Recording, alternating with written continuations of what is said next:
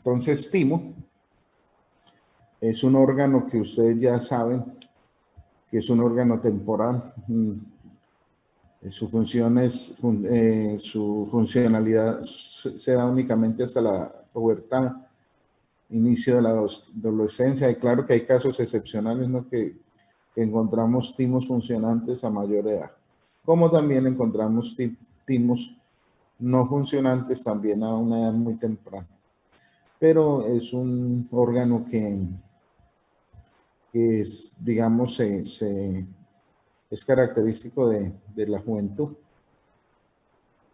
Viene del griego timus, que significa tomillo, precisamente por su parecido a este vegetal. Es un órgano bilobulado y está localizado en el mediastino anterior. Yo creo que esto ya ustedes lo vieron con el doctor Cristian, y si no lo vieron ayer o hoy, o ayer o en estos días lo verán. Localizado por encima del corazón y delante de los grandes vasos. Como les decía, es un órgano perteneciente a la juventud, a la primera, segunda y hasta a veces primera, hasta la juventud y terminando la pubertad. Y pues tiene una función importantísima en el organismo y tiene que ver con todos estos procesos de inmunidad. Histológicamente, ¿cómo está? Como la mayoría y como muchos órganos que hemos visto, es un órgano rodeado por una fina cápsula. De esta cápsula se derivan tabiques que van hacia el interior del órgano y forman unos lobulillos irregulares, incompletos, pero los forman y se visualizan muy fácilmente. Importante, como es un órgano tan activo, pues sabrán ustedes que es un órgano muy vascularizado y también inervado. No solamente encontramos linfocitos en él, ahí encontramos muchas fibras colágenas que son los que le van a dar el soporte, el esqueleto, la estructura. Y tiene otras células como los plasmocitos, los granulocitos, mastocitos, etcétera, etcétera. Pues todas las células que prácticamente encontramos en los demás tejidos también las encontramos aquí. Obviamente, predominantemente los linfocitos. Aquí tenemos una imagen. Ustedes ya la tienen ahí en su texto. Cómo se ve que de la cápsula, de la delgada cápsula, ingresan trabéculas de tejido fibroconectivo y forma unas lóbulos incompletos, ¿cierto? Esa es una de las características importantes histológicas para uno diferenciar un poco el timo de otros órganos. ¿Qué encontramos en el parénquima tímico? Encontramos linfocitos T, que por ser del timo, pues obviamente los conocemos también como timocitos. Y tenemos un esqueleto de unas células que se llaman epitelios reticulares, que las encontramos de diferente forma y diferente localización. Entonces se habla de 3 tipos de células epitelios reticulares en la médula y 3 en la corteza. Y cada una con su función diferente. Tenemos la 1, que su función es separar el parénquima del tejido conectivo. La tipo 2 hacen que se compartimentalice la corteza en regiones, para que sean, digamos, sitio de maduración de los timocitos. Y tenemos las epitelios reticulares tipo 3 que participan en una barrera funcional entre la corteza y la médula, o sea que prácticamente en esa división entre corteza y médula es donde las encontramos que cumple una función específica. Y tenemos otros 3 tipos de células epitelios reticulares que son la 4, 5 y 6. La 4 que en conjunto con la 3 crean la barrera hematotímica, así como encontramos las barreras que hemos encontrado en los diferentes órganos. En el timo también hay barrera hematotímica que prácticamente son las mismas funciones de permitir o servir de filtro o de, digamos, de estación donde permite el paso de algunas sustancias al interior del órgano. Las 5 prácticamente proveen el esqueleto de la médula y las 6 forman los corpúsculos de Hassel, que son unos corpúsculos especiales. Ahorita los vamos a ver, que en los cortes se ve una manchita eosinófila, que esto obedece como a una concreción, precisamente por su origen, el del ectodermo, del tejido epitelial. Y estas concreciones o corpúsculo de Hassel tiene una función que tiene que ver con la producción de una sustancia que tiene que ver con la apoptosis, o sea, muerte de algunos linfocitos. Entonces ellos tienen su función, pero histológicamente es un hallazgo muy característico donde nos podemos, con la presencia de estos corpúsculos, saber en qué parte del timo estamos. Y obedece a que están de localización medular. Bueno, ahí tenemos una fotografía mayor aumento del timo. Aquí los empezamos a ver. Y se dan cuenta que están en la médula, en la corteza. No los encontramos solamente en la médula. Aquí una fotografía que nos puede explicar más todo lo que hemos visto. Vemos la corteza que se ve de un tono más basófilo y la médula de un tono un poquito más eosinófilo, y en la médula donde encontramos los corpúsculos. Vemos la fina capa de la cápsula y también vemos cómo las trabéculas que se introducen. Esto hace que se dé una apariencia de unos lobulillos incompletos. Aquí tenemos a gran aumento los corpúsculos de Hassel, que como les digo son una concreción, es la misma sustancia que secretan las células epiteliales. Otra con un aumento diferente y una microfotografía electrónica. Bueno, como hay barrera hematoencefálica, barrera fetoplacentaria, etcétera, etcétera, pues se había dicho que tenemos una barrera hematotímica y tienen las mismas características de las otras barreras, donde prácticamente tiene que ver con los vasitos, que obviamente es por donde ingresa la sustancia. Entonces, los componentes de esta barrera hematotímica está constituida por el endotelio de revestimiento. En la parte interna del vasito, los pericitos también adheridas a la membrana, pero por la parte posterior, macrófagos y las células epitelioreticulares tipo 1, que ya habíamos hablado, que hacen parte o conforman la barrera hematotímica. Aquí tenemos una esquemita que nos muestra básicamente cómo es. Aquí tenemos las células endoteliales, tenemos los pericitos y tenemos las otras células que intervienen en esta barrera, las epitelioreticulares tipo 1, macrófagos, etcétera, etcétera. Y para resumir este esquemita, el timo está histológicamente, se ve como unos lobulillos incompletos, tiene una corteza, tiene una médula y tiene un estroma en las dos partes. Y este estroma está constituido, como ya vimos, por las células epitelioreticulares, de la 1 a la 3 en la corteza, de la 3 a la 6 en la médula. En la corteza encontramos la barrera hematotímica y en la médula cosas características de los corpúsculos de Hassel. Entonces, este es prácticamente un resumencito de la constitución del timo. ¿Alguna pregunta, muchachos, hasta ahora? ¿O todo está claro? Todo claro, doctor. Bueno, este es otro esquemita para que lo miren con detenimiento y hagan la comparación en la parte, digamos, en fotografía, como se ve en el esquema. El esquema muchas veces a uno le explica más y uno entiende más las cosas. Por eso generalmente es interesante uno hacer la comparación. Y este es un esquema muy comparativo sobre la depegación, cómo está presente, cómo se dispone corteza, médula, etcétera. los linfocitos a nivel de qué parte se encuentran, etcétera, etcétera. Es muy interesante este esquemita para que lo estudie. Bueno, chicos, y para terminar, vamos a terminar con un órgano que es muy conocido por todos, que muchas veces lo escuchamos, pero no sabemos para qué sirve. De entrada, pues muchos no sabían que antes de comenzar el curso pasado, que el vaso tenía que ver con la parte linfoide, sí estaba como asociado a otras cosas, pero sí, el vaso es un órgano eminentemente linfoide. También tiene la palabra vaso de su origen del latín y del griego. Generalmente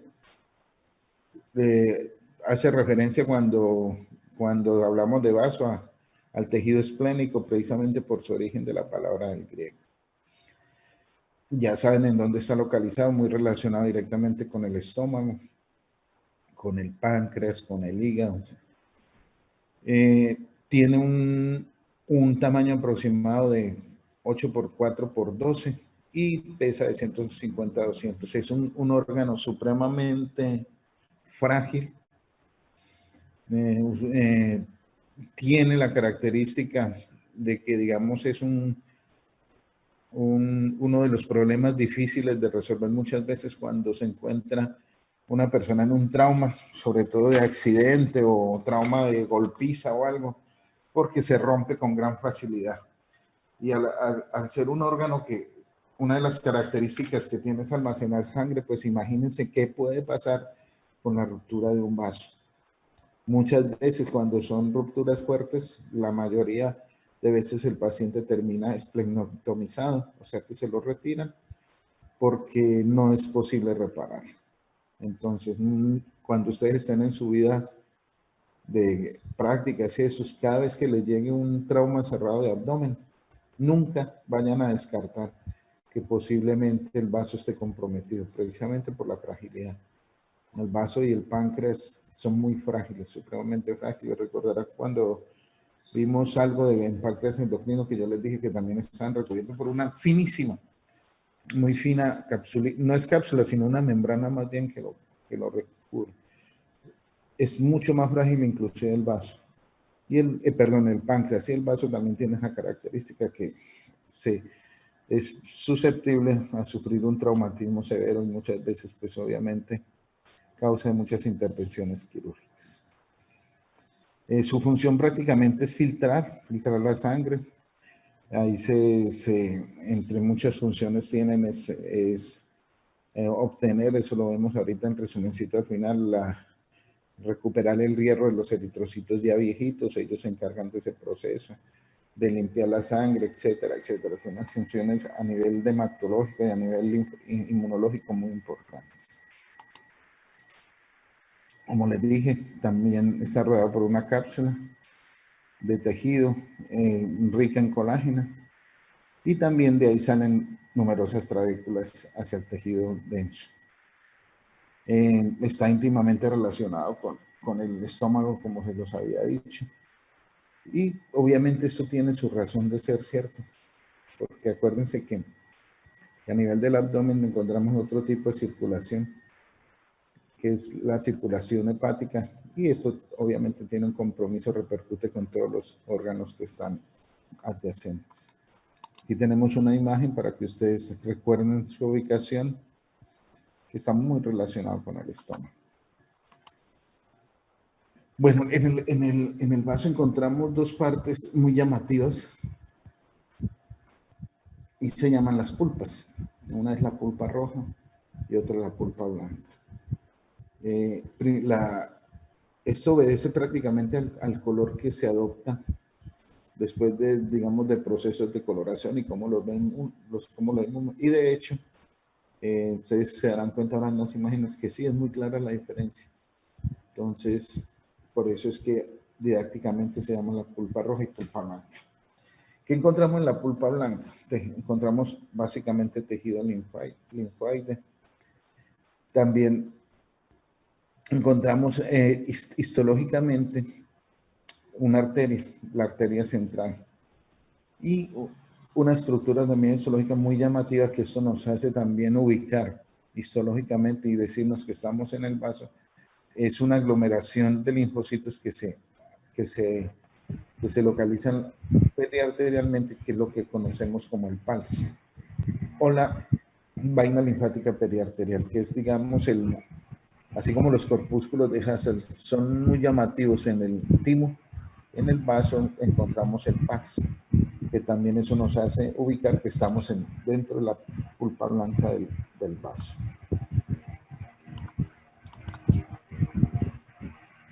Y esto hace que se diferencie básicamente de lo que es un nódulo secundario típico.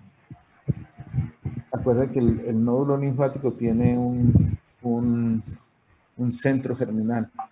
Y entonces en la pulpa blanca lo vamos a encontrar, pero además de esto vamos a encontrar la arteria rodada de los linfocitos formando la estructura que se conoce como el PALS. Entonces, este es básicamente, muchachos, digamos, la estructura histológica de la pulpa blanca. El nódulo con su centro y adherido a eso una arteria, la arteria central que está rodeada de linfocitos que forma una estructura que llaman PALS. Estos nódulos linfoides en el vaso tienen nombre especial, los conocen como folículos esplénicos o también como corpúsculos de Malpighi. Ustedes dirán, pero ese Malpighi lo encontramos en toda parte. Sí, hay muchas estructuras que tienen ese nombre. Y esto, pues, en esa época, cuando se empezaron a reconocer los órganos, pues, obviamente los que los identificaban en honor a ellos mismos, pues los bautizaban, ¿no? Pues igual, de pronto haríamos nosotros lo mismo, ¿no? Si yo encuentro algo, hasta le pongo mi nombre. Bueno, la pulpa roja, como su nombre lo dice, es roja. Y no solo microscópicamente, sino también macroscópicamente. No sé si alguno de ustedes habrá tenido la oportunidad alguna vez de tener un vaso en sus manos, no de humano, pero sí de bovino, que es muy común verlos en las carnicerías también y muchas personas lo consumen. Y sí, ustedes se darán cuenta que es rojo. Y ese rojo obedece prácticamente a la sangre, porque está muy lleno de sangre y eso le hace ver ese tono. Que entonces básicamente en la pulpa roja lo que encontramos son sinusoides esplénicos separados por cordones esplénicos que los conocemos como oblicuos, y estos sinusoides están repletos de glóbulos rojos. Listo. Y importante también decirles que así como en el timo también hay unas células reticulares, pero aquí no son tantas y tampoco están clasificadas, que le dan un esqueleto, un soporte a todo este tejido linfoide.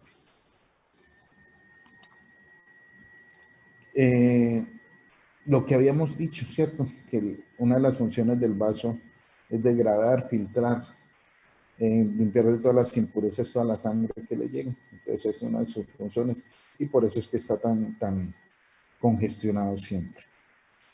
Y tener en cuenta que los sinusoides, acuérdense, es como con la forma más elemental del sistema circulatorio, también ya tienen un revestimiento endotelial así, y esta no va a ser la excepción en el vaso. Y como tiene una gran cantidad de sinusoides, pues tiene ya digamos, entre comillas, un poquito más especializados que en otro órgano. Bueno, aquí tenemos unas imágenes en conjunto, como les decía, de los esquemas, que es muy bueno hacer la relación. Ahí vemos ustedes pulpa roja y pulpa blanca. Muy fácil de reconocer. No van a tener ustedes problemas nunca para identificarlo en microscopio. Aquí un mayor aumento. Pulpa roja, pulpa blanca, como se ve. Otra. Me interesa que nos detengamos en esta imagen, muchachos, para que leamos que prácticamente esas letricas que están acá son el resumen del órgano. Y yo creo que si ustedes aprenden esto, les va a ir muy bien en las preguntas que les haga el jueves. La pulpa blanca comprende 4 elementos. ¿Cuáles son? La arteriola central, que ya la vimos. la vaina periarterial, o sea, el PALS, que ya saben que ese es un conjunto de linfocitos que la redan, y una corona de linfocitos B, y celos presentadoras de antígeno que están alrededor de ellas, y además contienen un centro germinal. Acuérdense que también ellos son unos nódulos linfoides. Y la pulpa roja que contiene, rodea los nódulos esplénicos. La pulpa roja y la blanca interactúan en una zona marginal en la cual la mayor parte de las ramas de la arterial central terminan en un seno vascular. Y esto, importantísimo para que lo tengan presente, la pulpa roja recibe una rica irrigación. Los antígenos entran en el vaso. Esto es una gran diferencia, muchachos.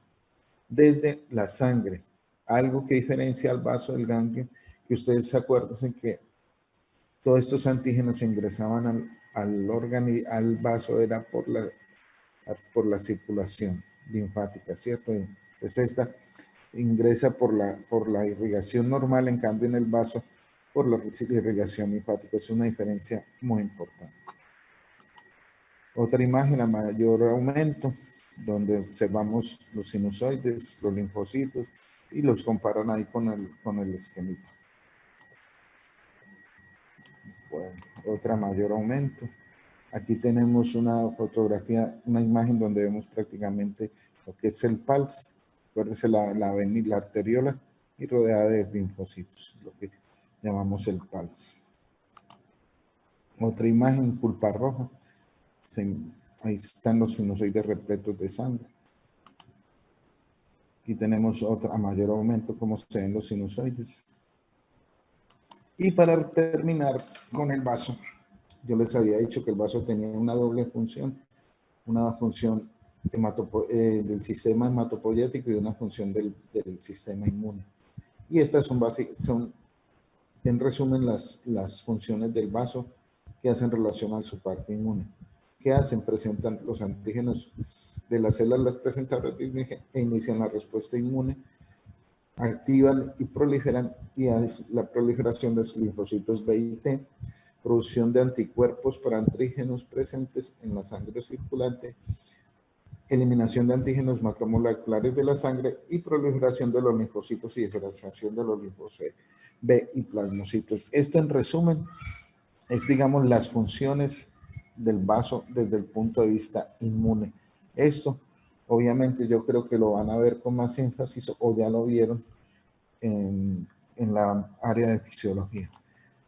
Y en las funciones hematopoyéticas que tenemos como funciones del vaso: captación y extrusión de eritrocitos, ya esto se lo había dicho, recuperación del hierro, formación de eritrocitos al inicio de la vida, no en la parte al inicio de la vida fetal, y almacenamiento de sangre. Por eso es que les decía yo que una ruptura de vaso es bastante complicada.